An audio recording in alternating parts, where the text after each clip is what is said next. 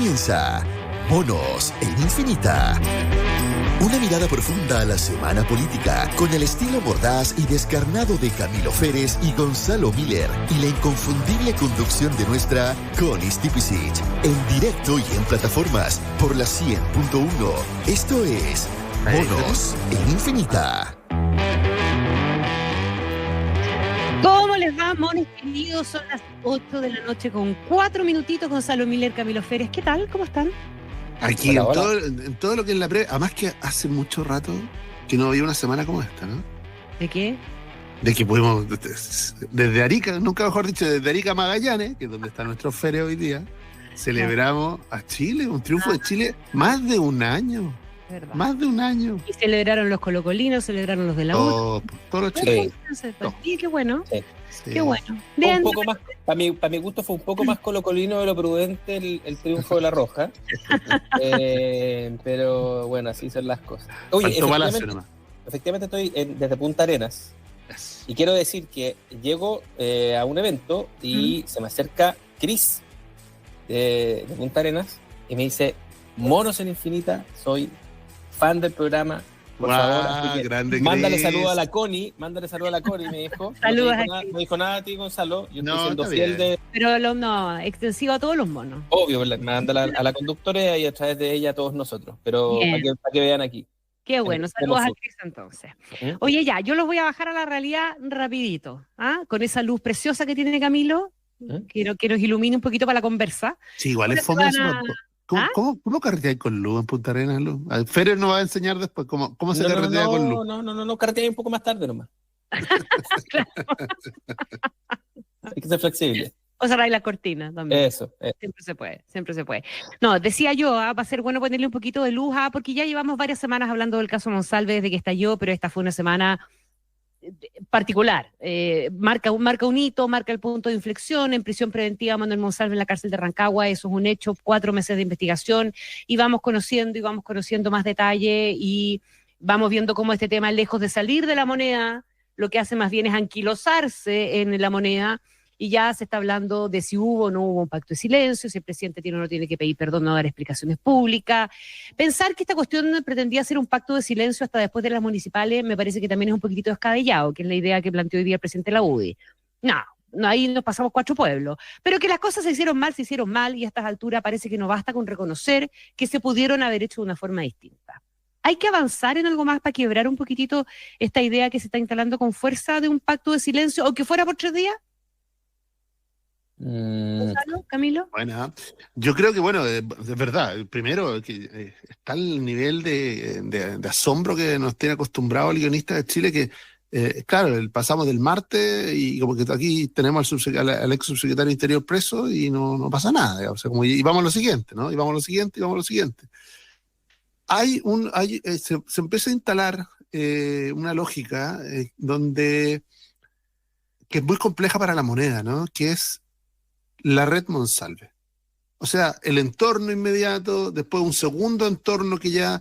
O sea, cuando hay un minuto en que, me parece que fue el diario La Segunda lo que lo publicó ayer o anteayer, dice 11, 12 personas, a esta altura, 12 personas supieron esto antes que lo publicara La Segunda, es decir, entendemos, con un nivel, para cualquier habitante, cualquiera que haya habitado la moneda en algún minuto, aunque sea un ratito, sabe que cualquier cosa que se comente en esos pasillos vuela, ¿no? Antiguamente no había fibra óptica, pero las cosas volaban igual en la moneda. O sea, cualquier comentario, cualquier cosa. Entonces, se empieza a generar una duda de que había mucha gente que sabía. Es como un comentario en la fiscalía. No, claro. Entonces uno dice, había mucha gente que sabía. ¿Ah? No, ahí se va a publicar, pero no se va a publicar. Sí. Pero había mucha gente que sabía. Entonces, ya a esta altura, ya es un dato que había mucha gente que sabía. Hay que hacer el esfuerzo por ordenar. ¿Desde cuándo? ¿No? ¿Desde cuándo se sabía? Y ya sabemos que había gente que sabía antes de que supiera el presidente, que es el entorno más cercano de Monsalve, y gente que supo cuando el presidente supo, antes de que se hiciera público. Claro, y en eso hay una línea, que es que hay algunos que supieron por la denuncia, el Ministerio Público, el director de la PDI, la ministra del Interior, llamado al presidente de la República. que en la historia oficial hasta aquí. Después otros que subieron por la víctima. Personas que trabajan en La Moneda y que fueron contactados por la víctima y que escucharon su relato. Entre varios hay uno que a mí me llama mucho la atención. ¿Quién? Camilo Araneda. ¿Por qué? No solo porque escuchó su relato, ¿no? Sino porque es quizá quien más cerca está del presidente.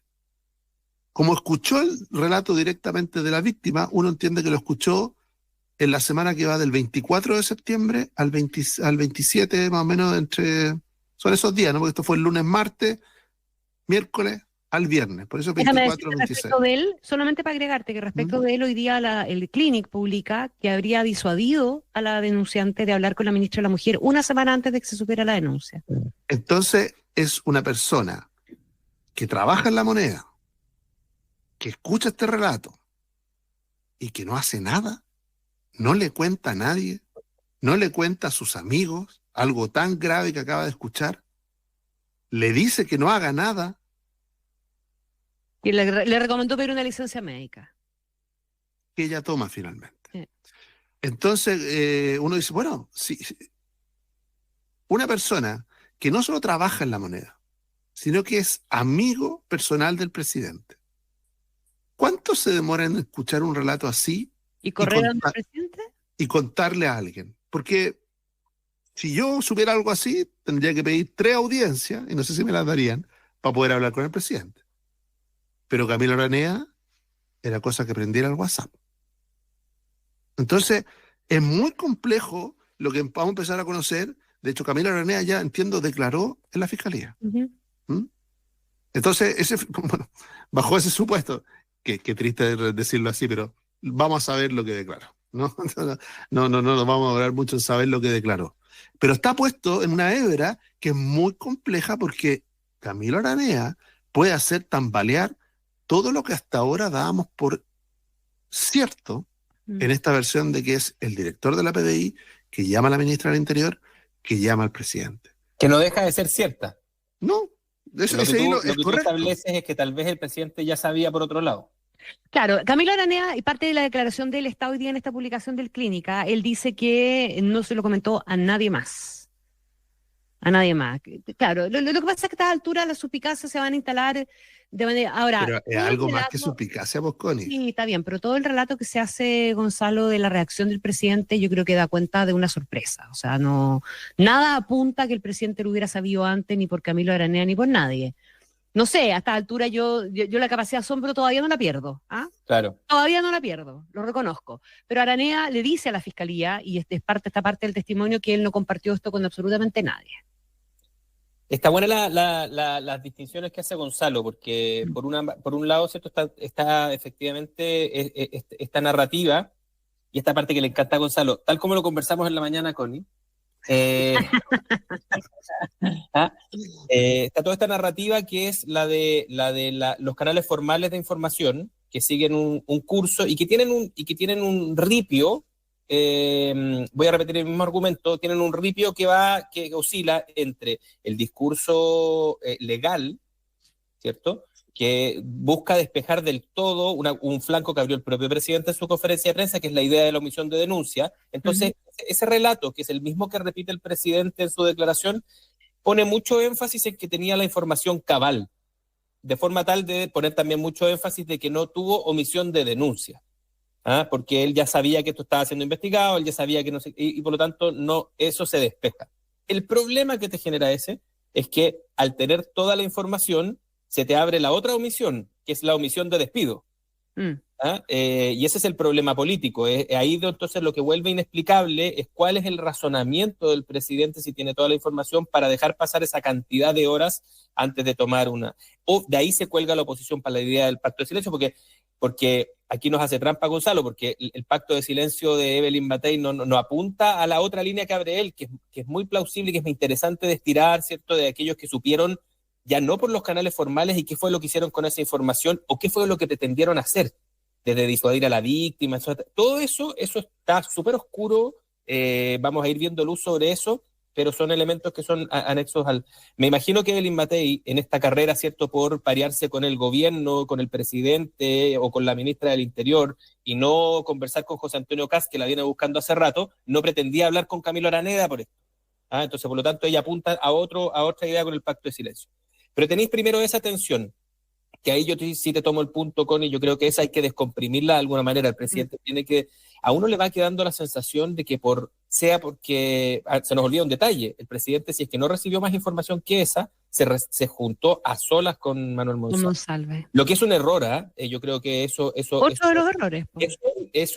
La historia que conocemos hasta ahora incluso apunta que es el propio Manuel Monsalve el que se procuró un diálogo sin testigos y luego se desapareció porque se supone que tenía que llamar a la ministra del Interior y no lo hizo. Entonces, él gana mucho tiempo con eso y además gana mucho poder, por así decirlo.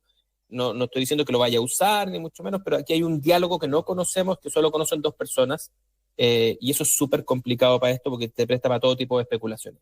Ahora, uno pudiese imaginarse, y yo los pongo a ustedes en la siguiente situación, porque yo me ha pasado el rollo de la escena, porque a estas alturas, dado los descargos de la defensa el relato de hechos que intentó armar la defensa durante la audiencia de formalización, de lo que conocemos de eso, que eran cuestiones que uno ya había logrado pispar, ¿verdad? La idea de que aquí había una relación que se estaba formando, de que no era la primera vez, que ella se le había insinuado, todas esas cuestiones que bajo ninguna circunstancia justifican, ¿verdad?, un acto sexual en contra de una persona que está borracha. Bajo ninguna circunstancia, eso dejémoslo por despejado. Incluso en una relación matrimonial eso no está permitido, eso igual es una violación, solo para que nadie se confunda con la línea de los argumentos. Yo creo que lo que le pasó al presidente fue que Monsalve le embolinó la perdiz, tal cual. Claro, le pero por eso hizo un relato. Se te arma ese gap, porque... Exacto, hay un gap espantoso, y el único que puede contar eso es el presidente. Claro, si él tiene el único que puede despejar eso es el presidente. Es más difícil que pondere como plausible la historia que le está contando, puede ponderarla incluso como plausible, pero ya por lo menos podía dimensionar el tamaño del problema que involucraba sí o sí la salida. Entonces, tenéis toda esa demora ahí que se produce y todo lo que estamos viendo. Entonces, yo creo que ahí hay un nudo que es difícil de desatar, ¿ya?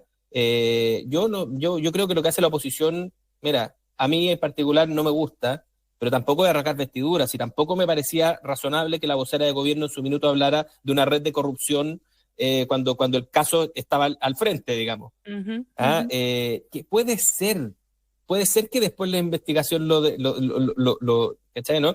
Pero es equivalente a esta otra trama del pacto de silencio. Son acusaciones grandilocuentes que intentan darle a esto una visibilidad política, ¿cierto? Y como los que están adentro de esto son parte de una cofradía, están coludidos entre sí, o sea, todo eso que es parte de la campaña. Cuando puede ser algo bastante más simple, como que el presidente le compró la pesca a Monsalve y con eso le creyó más a él que a la sigue víctima. siendo un error, y porque además tiene un montón de implicaciones súper jodidas. ¿Por qué le cree? O sea, esto también es bien poco feminista. ¿Me explico, no? O sea, habla de que esta cuestión es bien de la boca para afuera, porque en definitiva hay una cierta complicidad entre dos hombres que conversan entre ellos. Y uno se imagina, porque conoce esas conversaciones de hombres, no nosotros, Gonzalo, nosotros, ¿cierto? Que tienen todas estas cuestiones que te generan una complicidad, ¿cachai? Pucha, es que mira, yo en realidad ella me dijo... Gonzalo, el viernes, cuando el presidente decide ser transparente, 53 minutos de transparencia, se empieza a enredar solo porque se empieza a dar cuenta en ese momento que le había embarrado también. Yo también creo. Sin duda. Mira, a ver, lo que pasa es que aquí vamos a aprender de los matices, ¿no? Porque a mí el concepto de pacto de silencio lo dejamos guardado un rato, a ver qué pasa con él, cómo evoluciona, a ver cómo envejece, ¿ya? Pero hay demasiados elementos para hablar de una red Monsalve al interior del gobierno. Olvidémonos del caso. El subsecretario del Interior, Manuel Monsalve, ¿es nombrado y propuesto por su partido o por el presidente Gabriel Boric? Por el presidente Gabriel Boric. Sí. Es un hombre de confianza del presidente. Pero, claro, protocolarmente en una conversación lo proponen y dice, oye, Manuel Monsalve, sí, perfecto. Sí, pero creo que incluso lo que dice la Connie puede ser cierto, que incluso él iba a otro cargo del gobierno y que él se quede en el Interior, la ya nombrada ministra del Interior que lo prefiere a él. Sí. Entonces, porque en la deriva, para entender cómo llega ahí, ¿no? Es su cercanía con el presidente la que lo lleva ahí. Eso es lo que lo lleva al cargo. Y en el caso de cuando hablamos de una red, ese es un cargo que tradicionalmente tiene mucho poder y que tradicionalmente incluye una red. Es decir, el subsecretario del Interior coloca, por decirlo cotidianamente, coloquialmente, ¿no? Coloca a mucha gente en el gobierno, ¿ah? Que son parte cercano, gente que se articula con él, gente que aprende a trabajar con ellos y se va acercando. Y uno mira. O la denunciante, de hecho. Bueno, o sea, sí. Sin ir más lejos. Sí. Bueno, sin ir más lejos, ¿no? La dinámica con la cual se contrata o se va generando esta red. ¿Ah? Porque por eso porque dice, ¿es una red para lo que hizo Monsalve? No. Yo no digo que sea una red para eso, pero que Monsalve tenía una red en el Estado, la tenía. ¿Dónde se nota? Cae Monsalve. Su gente se empieza a mover y a visibilizar esa red. Por ejemplo, Subsecretaría de Obras Públicas, mucha cercanía con Monsalve, empieza a coger una parte de la red, cae el subsecretario de Obras Públicas. Sale, nunca nadie supo por qué salió el subsecretario, no tenía grandes errores, no tenía grandes aciertos tampoco, no recuerdo su nombre, no sé si ustedes podrán recordarlo, pero cae en la salida de los subsecretarios. Lo que sí está claro que se estaba llevando una parte de la red Monsalve, del equipo interno. ¿Dónde va otra parte del equipo de Monsalve? De hecho, nada más ni nada menos que Ilse Sepúlveda, que era su jefa de prensa hasta el último momento, que es la persona que habla 1 y 2 veces con la víctima, una en un tenor de amistad, en la segunda en un tenor bastante distinto, ¿no? Para no repetir la diferencia de la semana pasada, que yo entiendo que ya está claro el tono amenazante de la segunda vez, ¿no? Ella es la que le dice, cuidado, no, ándate para afuera, no lo hagas. ¿Qué pasa con Ilse Sepúlveda? Transita también hacia otro lugar del Estado, ciberseguridad, ¿no? Que es otro hombre puesto por Monsalve. Entonces, cuando se habla de una red, tiene que ver con eso. Tiene que ver con personas y con la influencia. Cuando el papá de la víctima da la entrevista, dentro de las cosas que menciona, es esta persona, aunque esté fuera, todavía tiene mucho poder por las personas que quedan adentro.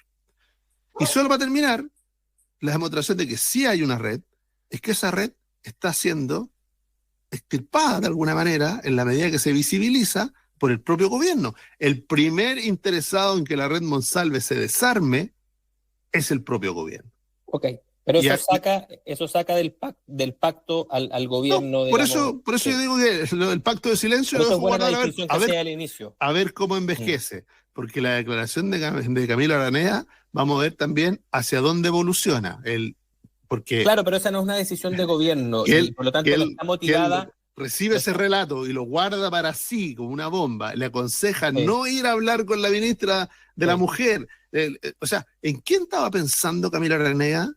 ¿En la víctima o estaba pensando en el gobierno? No, estaba pensando en el victimario. Es que ahí es donde yo hago una. O sea, yo te compro todo el diseño, pero esas redes de. No, si estaba pensando en el victimario, mucho peor. Yo por lo menos le concedo que estaba pensando en el gobierno. Porque si estaba pensando en el victimario ya. Peor. Pero no se condice con el hecho de que sea un objetivo de gobierno, de llegar después de la elección o algo así, lo que lo motiva. Lo motiva la protección, la protección de las redes. Por eso no estoy sosteniendo la causa del pacto de silencio. Lo que estoy defendiendo es de que aquí hubo mucha gente que fue tomando decisiones no pensando en la víctima, no creyendo en su relato, sino pensando en los efectos que esto podría tener políticos para el gobierno y entre medio de esos particularmente para Monsalve, más que para el gobierno también. Habían 2 semanas más elecciones, pero que podía tener un efecto político gigantesco, hacer caer al subsecretario del Interior en esa dinámica, bueno, lo tenía. Completamente. Ahora, la mitad del vaso medio lleno, y sé que en estos casos uno casi que parece ingenuo cuando lo dice, bueno, todo esto está pasando, está en la sede en la que tiene que estar. O sea, sí está preso, sí está siendo juzgado, sí está, estos testimonios sí están saliendo, estas figuras sí están siendo alejadas y es como tiene que ser. Y probablemente entonces la parte que es más propia de nuestro programa, que hasta ahora, ¿cierto?, no es policial, sino que es político, y ponemos, no sabemos Qué por bueno que cuánto me lo aclara, qué bueno vamos a que me tener lo que tomar aclara. un magíster adicional, no sé, alguna cosa por el estilo. Sigue estando en esas horas de más. Yo creo que ahí hay que hacerse cargo que también es probable que hayan cuestiones muy atávicas de aquello que se supone, como tantas otras cosas en esta novel generación que nos gobierna, que se dieron por buenas, que se dieron como que todos eran ese hombre nuevo, y que todavía tiene un montón de conductas que hacen que te parezca plausible de que porque la persona te dice que tiene una relación y que podría estar siendo extorsionada. Me estoy imaginando ese diálogo aquí, Po. toda especulación. Sí. Yo estoy siendo extorsionado porque yo con ella tenía una relación y no sé, y lo voy a probar y tengo las ¿Cómo pruebas. se te puede ocurrir que yo? Claro, y primero que todo, como hemos dicho otras veces, eso deja debajo de la alfombra todo tipo de estropicios que, aunque no hubiera ni denuncia, ya eran constitutivos de sobre azul, ¿cierto? El estar con una subalterna, el irse de juerga como se fue, el desaparecerse los días que se desaparece. No hacer la pega el lunes en la mañana. Todo eso amanecer ya era, curado. o sea, ¿cachai, no? Creo que ahí está este nudo, y eso sí, para cerrar el tema, creo que va más en el ámbito de la autocrítica, una autocrítica que sea un poquitito más genuina, menos leguleya, pero no, Connie, insisto en ese punto, en esta entrevista al corazón 53 abierto que tú minutos. sugerías ahí en la mañana, la Connie quería que el presidente se presentara en la radio y diera una entrevista de 5 horas. Siéntese aquí. ¿Ah? Claro, Sí. yo creo que solo Tú tenías va a un punto abrir en la mañana, 7 Camilo. flancos más. Sí, tú tenías un punto en la mañana también, que es un poquito a partir de lo que nos dijo Lagos Weber el otro día y que está en parte del pataleo, el reclamo que está haciéndose desde el propio oficialismo. Y es un poquito, o sea, a ver, le podemos prestar ropa, pero nos va a tener que pasar algunas prenditas, digamos, ¿verdad? Porque así no se puede. Así no se puede, o sea, no es suficiente que la ministra del Interior haya dicho podríamos haber hecho las cosas de una manera distinta, que el subsecretario del Interior también diga con la información que se tuvo después se podrían haber tomado decisiones diferentes. Sí, ya, eso lo sabemos todo, pero un sentido un poquito más autocrítico que tiene que venir del propio presidente, sino tiene que venir del resto. Hoy día salió la ministra Vallejo a decir que no hay que pedir perdón, si nadie está pidiendo que pidan perdón, ni que se tiren de guata, ni que se arrodillen. Pero probablemente sí faltan algunos elementos para prestarle además algo de argumentación o de argumentos al oficialismo para poder sostener esta cuestión. Sí, lo que pasa es que la versión o las versiones ya a esta altura que hemos ido conociendo, en general, la versión de la víctima ha ido ganando en verosimilitud. Sí, claro. A través de pruebas, ¿no? Cámaras, testimonios. Todo lo que todo lo que ella relata ha ido concretándose, ¿no? Lo que pasó en el taxi, todo, ¿no? O sea, ha ido ganando en verosimilitud. Y donde se empiezan a instalar las dudas, olvidándonos de la parte penal, ¿ya? Y por lo tanto del victimario, es en la relación del gobierno, en la reacción del gobierno. Porque aquí damos por hecho que, oye, se nos instaló estas 48 horas, lamentable, error. ¿Qué pasa si se abre una huelga donde para varios del entorno no fueron 48 horas, sino que fueron 2 semanas? Es otra conversación. Sí, pues, pero va a depender de si es que esas llegaron o no a la línea de decisión. Bueno, es que vamos... Puede saber como con ventilleo dentro de la oficina y que ellos estén algo tratando de más, que no se sepa. Sí, algo más que esto podría tener una beta bastante más allá que solo política, Gonzalo, porque en el fondo aquí puede haber, efectivamente ahí sí que puede haber omisión de denuncia. Sí, pues, ahí pueden haber más imputados. Exacto. Bueno, es que como la crisis no se resolvió arriba... Y se mantuvo aguas abajo, dices tú. La crisis se va a resolver abajo. Ahora, y vamos viendo cómo empiezan a caer. Cae la directora de la división jurídica del Ministerio del Interior, ni más ni menos. ¿Por qué? Sí. Porque ¿en qué ambiente ella siente que ve caer al subsecretario del Interior y mantiene conversaciones posteriores con él? O sea, cuando él lo ve caer, por lo que todos lo vimos caer ese día jueves, ¿no?, que estábamos en el programa, ella siente que, en el fondo, lo que uno supone es que, como responde y aconseja, es que ella cree que él es inocente. Creo yo, ¿no? Eso es, le cree a él y no a la víctima, nuevamente. porque si no, no se explica que le conteste, ya no es subsecretario del Interior, no tiene ninguna obligación, y que lo aconseje. Ella da a entender que le pide a ella, en su calidad de penalista, en su experiencia como parte del equipo penal del Consejo de Defensa del Estado, Lupia Aguirre, ¿no? Eso era lo que hacía antes de ser directora de la División Jurídica del Ministerio del Interior, y casualmente, cuando uno mira el equipo que finalmente conforma de abogado Monsalve, aparece Horvitz, que es una penalista con larga experiencia en la sala penal del Consejo de Defensa del Estado. Entonces, pareciera ser de que sí hubo consejos y esos consejos sí se siguieron. Lo que Entonces, uno debiera descartar, perdona Gonzalo, es que hay mucha gente que le puede haber creído a Monsalve, que puede haber dado una versión y que por lo tanto, en ese tipo de ambientes, el tema que tenían un rol de autoridad. Lo que no los deja, no los exime de la responsabilidad en los cargos que cada uno de ellos tienen, de tener que denunciar, no, déjalo de lado.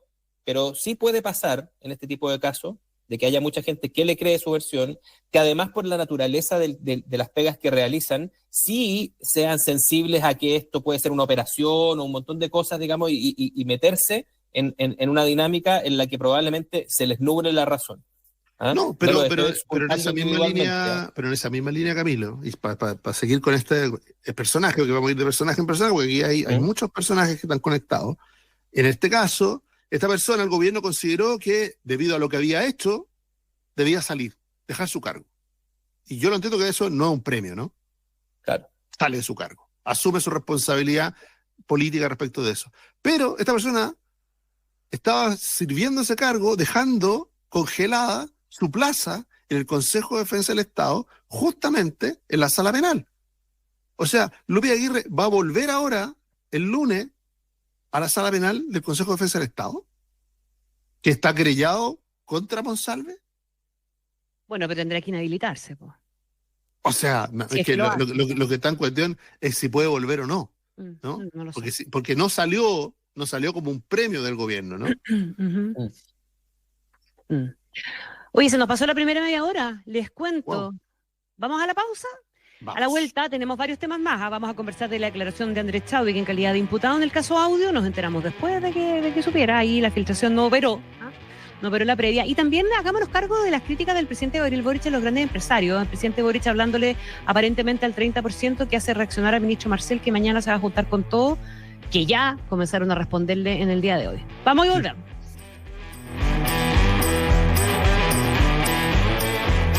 Escuchas Monos en Infinita con Connie Stipicic, Camilo Férez y Gonzalo Miller. Pausa y ya volvemos.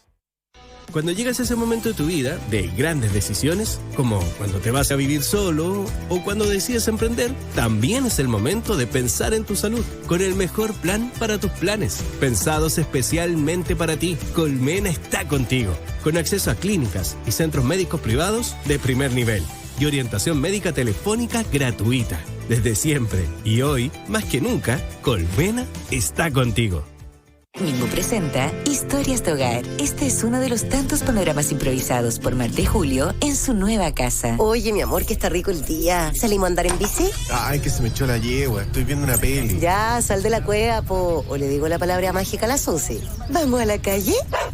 Ya, vamos. Ustedes mandan. Ya, ponte un buzo porque se nos viene una buena carrera. La ciclovía por la que pasean Marta y Julio también es parte de los proyectos entregados durante este periodo. Infórmate y postula en www.minbu.cl. Ministerio de Vivienda y Urbanismo. Gobierno de Chile. Infinita es parte de Mega Media Radios, que integran también las emisoras Romántica, Disney y Carolina. Infinita, palabras con poder. En cualquier lugar de Chile se podría estar viviendo una situación de violencia familiar, negligencia o abandono. Por eso, la verdadera urgencia está en prevenir. En Aldeas Infantiles SOS Chile somos más que residencias. Estamos para acompañar y empoderar a las familias para que los niños y niñas puedan crecer protegidos, con programas de fortalecimiento familiar, acompañamiento territorial y prevención focalizada. Aldeas Infantiles SOS.cl. La urgencia está en prevenir. Infinita es mucho más que radio. Todo lo que te sirve, te informa y te sorprende lo tenemos las 24 horas del día. Infinita.cl. En Infinita vivimos la experiencia multiplataforma. Estamos en Facebook, Twitter, Instagram, YouTube y Spotify. Programas que no solo puedes oír, también nos puedes ver desde nuestros estudios en una calidad que no tiene competencia. Es Infinita por la 100.1 e Infinita.cl y todas sus plataformas. Infinita, palabras con poder. En Infinita te acompañamos las 24 horas. Son las 8:34. Estamos de vuelta con Bonos en Infinita, junto a Connie Stipicic, Camilo Férez y Gonzalo Miller. Estamos de vuelta junto a Gonzalo Miller y Camilo Férez, como nos recordaba recién Mauricio en la tanda. Oye, hablemos un poquitito de la declaración de Andrés Chadwick, porque probablemente el caso Monsalve ha tenido una potencia tan fuerte que nos ha hecho dejar de lado el otro gran escándalo, ese que llevaba que desde el oficialismo, desde La Moneda, se acusaron a red de corrupción al otro lado, etcétera, etcétera. Pero es un caso que sigue tremendamente activo y tener a Andrés Chadwick declarando en calidad de imputado, después de haber esquivado el bulto de la presión pública, además, de manera bien persistente, apenas con algunas declaraciones, tratando de dar luces probablemente a la espera del gran chaparrón, que probablemente puede estar acá. No sabemos más allá cuál puede ser el destino judicial de Andrés Chadwick, si es que tiene alguno distinto de lo que está trazado hoy día. Pero vale la pena no dejar de tirar el hilo del caso Audio, porque esta cuestión también nos va a acompañar por el rato. Es verdad. En el caso, bueno, solo para notarnos siempre esa estrellita que se nota en Mono en Infinita de repente, ¿se acuerdan que habíamos dicho que en algún minuto, de alguna manera, y que lo más probable es que fuera en la declaración, Andrés Chadwick tenía que dejar caer a Luis Hermosilla? Sí. Y eso lo hizo pocos días antes, a través de los medios, de declarar, ¿no? O sea, nosotros no sabíamos que iba a declarar, yo por lo menos no sabía que iba a declarar, pero justo se dio la coincidencia que fue hace pocos días, ¿no? Yo creo que fue en el entorno de esta semana o el fin de semana, más lejos que eso no fue, y apareció varias notas sobre el quiebre, ¿no? La pérdida de confianza, que ya no se hablaban y que los últimos mensajes no respondían. Todo lo que significa el entorno y que le da la textura, ¿no?, comunicacional a tomar distancia. Y con el desmentido que hizo respecto del rol de Valencia, ¿te acuerdas o no? Porque bueno, sí, eso fue antes, sí, pero ya marcó también un quiebre. Que las estrategias no eran las mismas al menos. Que la estrategia de Juan Pablo Hermosilla y la estrategia de la defensa de Chadwick, que a esta altura vamos a hablar así, ¿no? De la estrategia de la defensa de Chadwick era distinta, ¿no? Y él le puso un piso a Ángel Valencia que obviamente hizo que la grave acusación o que hizo Juan Pablo Hermosilla respecto del fiscal nacional no prosperara ni lo hiciera caer, ¿no? Que pareciera ser que era uno de esos dos era el objetivo. Ahora, en el caso de Chadwick, que lo haga como imputado, todavía no conocemos la declaración, me imagino que la vamos a conocer prontamente, pero sí, no salió en el boletín de la tarde, pero ya saldrá en alguno de los boletines del fin de semana. Vamos a ver por qué es, respecto de qué arista, en qué entorno, y para ver respecto de qué se le imputa, ¿no? ¿Por qué estaba de imputado? ¿Qué responsabilidad? Ahora, el hecho que haya declarado como imputado en principio, y perdón que me refugie en lo jurídico, ¿no? Pero como repiten hasta el cansancio los fiscales, eso se hace en protección de quien declara, ¿no? Si es que pudiera llegar a tener alguna responsabilidad, tiene que hacerlo con un abogado y en calidad de imputado que le permite, por ejemplo, guardar silencio, que es la estrategia de Monsalve, ¿no? Monsalve dijo, yo no voy a hablar nada hasta que no haya juicio. Solo en el juicio voy a hablar.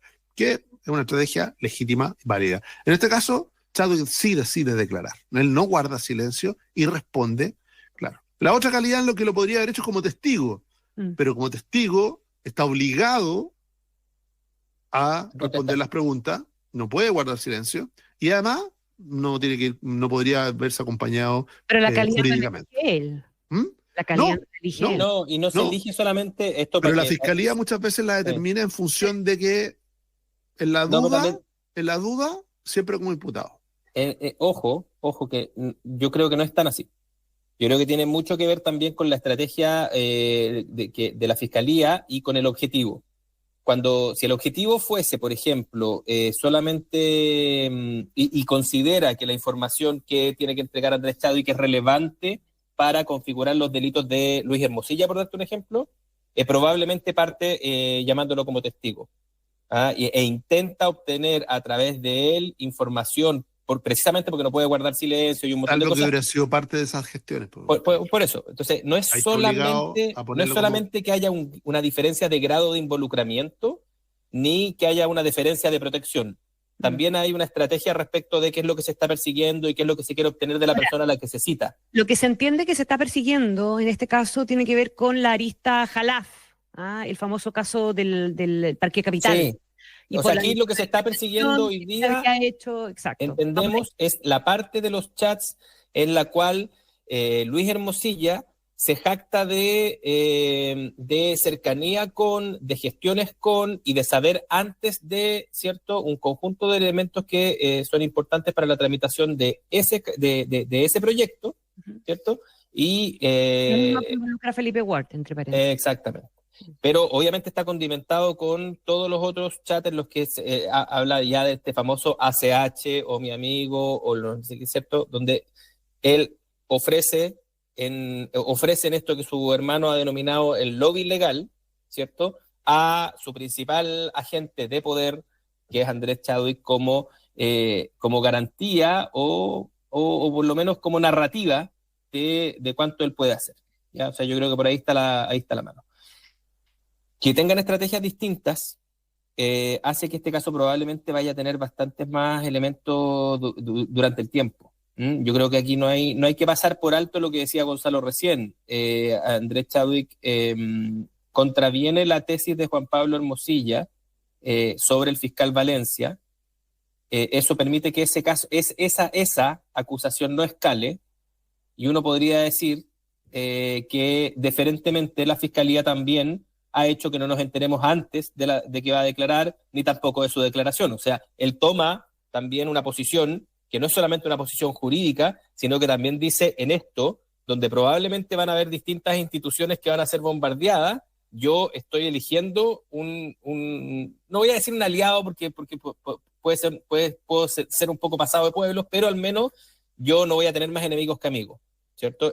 Voy a ponerme aquí y no voy a abrir flancos que sean innecesarios, y le queda un montón de tiempo a este debate, y yo creo que va a depender mucho de si, por ejemplo, lo que se está buscando es la figura del tráfico de influencias para estar con Ward y con Chadwick en esta conversación, o si finalmente lo que se intenta demostrar es lo otro, la idea desde asociación ilícita, digamos, hasta lavado de activos en el caso de Luis Hermosilla. Eso es lo que todavía yo creo que no nos deja ver el caso, y que va a determinar gravitantemente por dónde van a ir los tiros.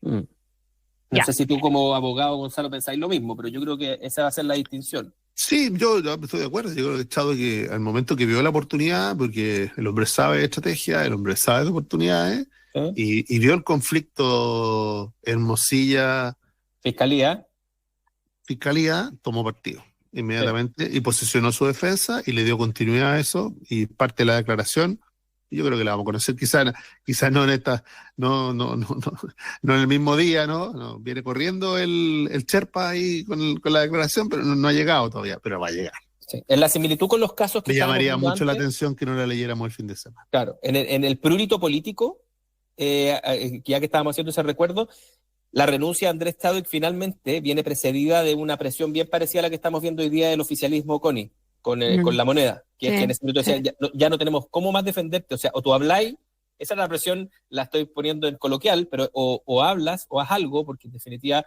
ya estaba saliendo el presidente de la UDI, ya había esta distinción entre él sí es militante, pero Marcela Cubillos no, se estaba produciendo todo un enredo que, claro, él como que ayuda a descomprimir con su renuncia al partido.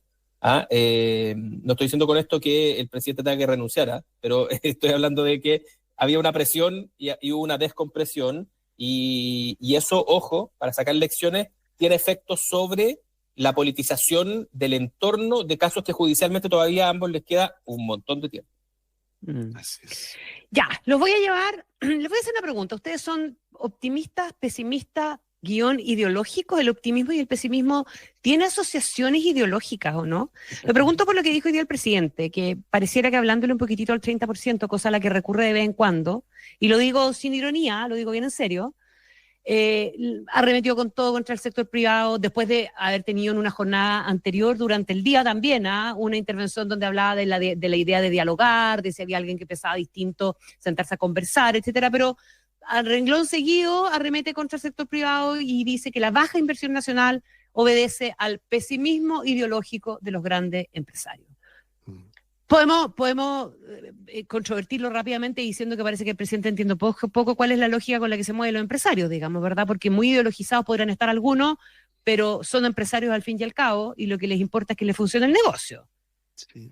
Más allá de marcar punto ideológico, digamos. En el viejo manual del arte de gobernar, y especialmente en comunicaciones, se llama esto arrancar para adelante.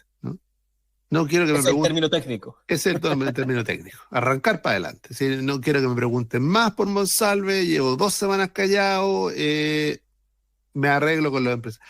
¿Ustedes creen que es de verdad esta es una arremetida respecto al rol empresarial? Yo no lo creo. ¿Tú crees que es una cortina de humo? Nada. No, es una frase que no va a tener continuidad. Que sí, que claro, es como acordarse que yo soy rebelde y que uso la moneda del Che. Está bien, pero la verdad, arrancar para adelante y hacernos conversar un rato sobre esa frase. Mira, es tan así que el bombero Marcel, yo creo que salió con un carro chiquitito a apagar el incendio, que le dijo, bueno, usted sabe, ¿no? Con un baldecito de agua. ¿Qué significa esto? Que hay un proyecto del gobierno que va a cambiar esa situación, tiene una alternativa legislativa, está preparando una reforma, nada. Entonces, alguien diría una salida de libreto, no, porque no es una frase desafortunada. No, la dice con un sentido. Ahora, el sentido no tiene nada que ver ni con quién va dirigida, y podríamos estar especulando como cuando dijo cómo era lo de los Luxes, ¿no? La famosa frase esa que nos estuvo elucubrando como 2 semanas, a quién se refería. Así que, como diría una expresidenta, paso. Yo aquí voy a hacer el arte de Gonzalo. Creo que esto tiene varios niveles, y esto que le fascina a Gonzalo hay que distinguir. Me tuvieron a mí en una férrea defensa del ministro Marcel la semana pasada, y creo que de eso todavía hay. Y de hecho el presidente usa una parte del argumento que el mismo Marcel ha utilizado, esta diferencia entre la inversión extranjera y la formación bruta de capital. Ahora, dicho eso, se está usando de manera mañosa, porque en definitiva la inversión extranjera, yo no soy experto, digamos, pero la inversión extranjera considera una serie de cambios de propiedad y otros elementos que en términos estrictos, sí es inversión, sí, como dice el presidente, requiere confianza en el país, pero no es de lo que estamos hablando. Es decir, porque es como, lo voy a caricaturizar, es más confianza en los 30 años que en los pasados 30 años que en los futuros 30 años, o puede tener mucho de eso. Es decir, es cierto que el país puede tener empresas que ya están instaladas, proyectos que ya están funcionando, y esos van a seguir funcionando porque hay certeza jurídica, porque hay estabilidad social, porque hay estabilidad económica, ahora hay estabilidad macroeconómica también, ¿cierto? Todo esto está bien, pero eso no significa que tenga confianza en que nuevos proyectos puedan ver la luz. Y lo que en realidad nos importa, para que no nos hagamos trampa en el solitario, es lo segundo. Y eso sí tiene que ver con décadas sin un proyecto de desarrollo, y no me refiero a un banco de desarrollo, me refiero a un proyecto respecto de dónde vamos a generar crecimiento, a la discusión sobre el crecimiento, que tiene más que ver con eso, con la posibilidad de que nuevos proyectos vean la luz en costos razonables y en tiempos razonables, de forma tal de que efectivamente no pase lo que sucedió con una tremenda inversión chilena que terminó haciéndose en Brasil por un problema de cálculos de tiempo en cuanto y ahí no es que se tenga desconfianza en el país, es que simplemente las oportunidades cambiaron de mano, y hoy día hay muchos muy cerca compitiendo férreamente por tomar esas inversiones, y no son solamente países del tercer o cuarto mundo, sino que mira son lo que está pasando vecinos, con el cemento, mira lo que está pasando con vecinos tan potentes como nosotros, con mejor o peor presente o pasado inmediato, pero con todas las capacidades que pueda tener Chile. Entonces, creo que es importante no hacerse trampa en el solitario. Estoy de acuerdo con que esto tiene también que ver con el arrancar para adelante, con el poner un segundo tema. Sí, creo que es un tema demasiado importante como para ponerlo en el barro. Y aquí no quiero ser ingenuo, yo creo que hablar del problema de crecimiento podría ser una buena estrategia para salir de esta conversación, pero para eso se requiere hablar de ella en serio. ¿Ah? En serio, porque es un espacio donde probablemente el presidente va a encontrar hasta el día de hoy muchas más voces interesadas en participar de un diálogo genuino que busque remover los lomos de toros reales, que es lo que va a encontrar en otros ambientes. Por lo tanto, puede terminar siendo mucho más virtuoso que la sola arenga, que la sola marcar la diferencia, y por lo tanto eso. Así que distinguiendo todos los planos, creo que hay y además, no quiero dejar pasar el último, perdón, el empresariado chileno sí es profundamente ideológico. Yo no estoy diciendo que decida sus inversiones. No lo estamos poniendo en duda. No decida sus inversiones ideológicamente. Claro. O no en el grado superior. Ahora, y estoy de acuerdo con Camilo, ahora podríamos debatir sobre su ideología, porque su ideología es el dinero. Sí, no sí, otra. sí. Sí, pero a mí me pasa... No tienen otra ideología. Déjame darte un poco de casuística. O sea, me pasa mucho trabajando con empresarios, que tú incluso les haces la pregunta de repente coloquial. Bueno, pero ¿con cuál de los dos gobiernos te ha ido mejor? No, con este. Bueno, y entonces, no, pero es pésimo, pero es que no... Ya, y eso está dentro del ámbito de las libertades personales. Esa persona considera de que hay una mejor política que está desde el centro hacia allá. ¿Ok? Pero no hay que hacerse, insisto, esa trampa en el solitario. Una cosa es que las declaraciones pueden estar movidas por eso, o que las preferencias pueden estar movidas por eso, pero estos indicadores, formación bruta de capital, inversión extranjera directa, empleo, tiempos de demora en el CIA, todo eso no está movido por la ideología de los empresarios. Tal vez sí está incluso más contaminada por la ideología de los funcionarios. Ya, nos quedan pocos minutos y tenemos segunda vuelta de gobernadores el domingo. Así es. Tenemos segunda vuelta. Aquí la pregunta fácil. ¿Qué se juega y dónde se juega? Porque se terminó transformando en una elección súper política, como uno podía presumir que iba a ser, pero yo creo que fue bastante más allá, particularmente en la región metropolitana, pero también hay otros íconos ahí. ¿Qué se juega y dónde se juega? Gonzalo Miller salga de la casa y trate de tomar distancia. Oye, no, bueno, se juega mucho, ¿no? O sea, primero es ver si la señal que se dio en la elección municipal se sostiene, ¿no? O sea, si ha habido o no cambio. Pareciera que por lo menos desde la lógica de la opinión pública el debate no ha cambiado nada, ¿no? Seguimos una crisis de seguridad, seguimos con el tema Monsalve arriba, más o menos en la agenda de temas, más o menos el set es el mismo, el playlist no ha cambiado. Ahora, estas sí son elecciones más parecidas a los plebiscitos, ¿no? Porque no lo digo por la lógica plebiscitaria, es porque tenéis dos alternativas. Sí, claro, ¿no? La cuestión binaria. O sea, o es uno o es el otro. No hay 6 candidatos a gobernador, no hay 60 candidatos a concejales al mismo tiempo que hay 12 core y 4 alcaldes. No, aquí es súper una sola cosa. Y eso lo han notado los propios candidatos, es más fácil, es una campaña muy corta, pero la gente ya sabe que tiene o uno o dos, ¿no? La metropolitana es Pancho Claudio, y la gente ya lo entendió, y yo tendría un poquito más de respeto con los electores, que no hay tanta confusión, ¿no? No. Sí. Ya, para Además, que no, un poquito de respeto por lado y lado, tú eres más experto en esto, Gonzalo.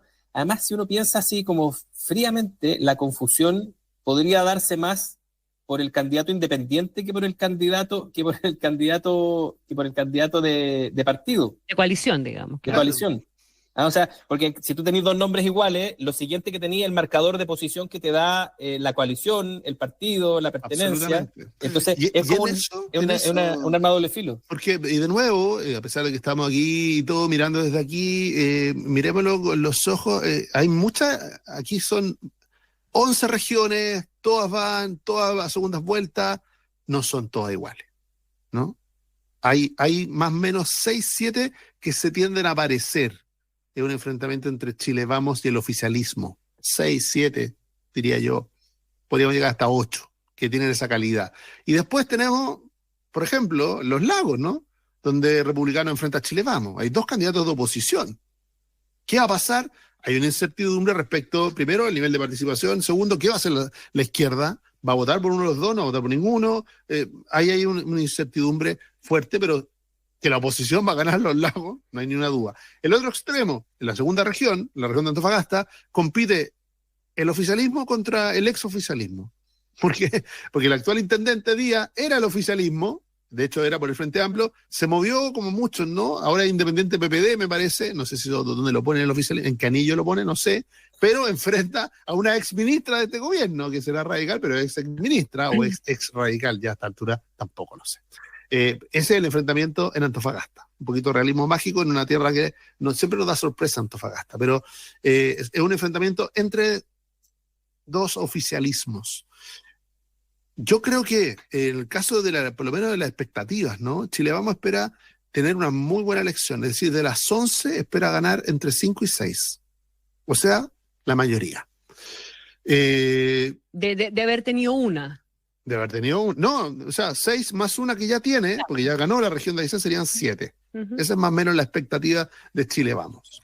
Y en el caso de republicanos que compiten 2, en O'Higgins y en Los Lagos, ellos creen que pueden estar en una lógica digital, o 0 o 1 nomás. O sea, no, o se quedan sin nada o ganan 1, que sería O'Higgins. Esa es más o menos la expectativa.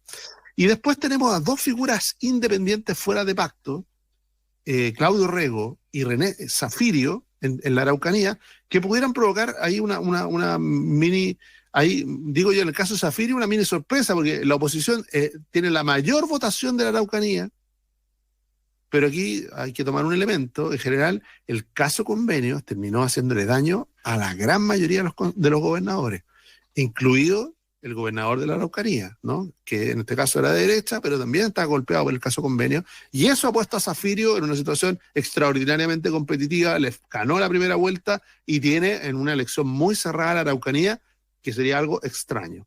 Pero esto tiene una elección muy casuística, ¿no? Muy chica, muy de pequeño. Por ejemplo, en Ñuble, que también es la segunda región con mayor votación de derecha en Chile, y ganó el candidato oficialista en primera vuelta, ¿no? O sea, ¿tiene un componente local la elección de gobernadores? Sí. ¿Tiene un componente político también importante? Sí, lo tiene.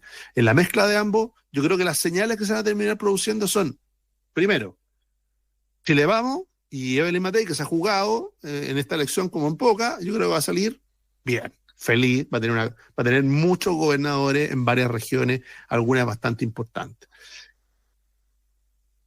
Pero le va a pesar la RM. ¿Ah? Sobrepondera la RM en el caso de ella, la región metropolitana. Sí, lo que pasa es que recordemos, la derecha perdió con distancia en la región metropolitana. Y la expectativa era que Claudio Rego, recordemos, ganara en primera vuelta, con una gran votación, o que en segunda vuelta arrasara, ¿no? Le sacara 15, 20 puntos a su contrincante. No va a pasar eso. Todo lo que no pase en eso es ganancia para el candidato retador. Entonces, Pancho Rego ya no solamente fue una sorpresa en la primera vuelta, que también si él logra acercarse al 45 y transitar del 45 hacia allá la sorpresa mayor, no lo sabemos, sería extraordinario, ¿no? En el caso de la quinta región, una región, la segunda más grande de Chile, ¿no? Y obviamente que también es la cuna del oficialismo, es la cuna del Frente Amplio. Tiene un gobernador que ganó en primera vuelta la vez anterior, que esta vez perdió casi 10 puntos de votación en primera vuelta, que le ha costado mucho ordenar a la distinta izquierda, ha pesado mucho su gestión en contra de él, creo yo, y eso ha generado la expectativa de que incluso en esta región, que es una región donde la izquierda tiene una gran cantidad de alcaldes todavía, religió igual el eje Valparaíso-Viña, el oficialismo, igual es una región que está a punto de dar una gran sorpresa, diría. Ahora, ojo que esa región, está aquí, tiene ropa tendida Gonzalo, pero es que yo voto esa ahí región, sí, con su deber nomás y voto feliz. Con su deber nomás Más te vale. Oye, esa región, a diferencia de lo que pasa con la metropolitana, sí es nítidamente una elección entre izquierda y derecha. Sí. O sea, nadie se va a confundir. No se va a confundir por estética, no se va a confundir por discurso. A mí me no parece se va a confundir.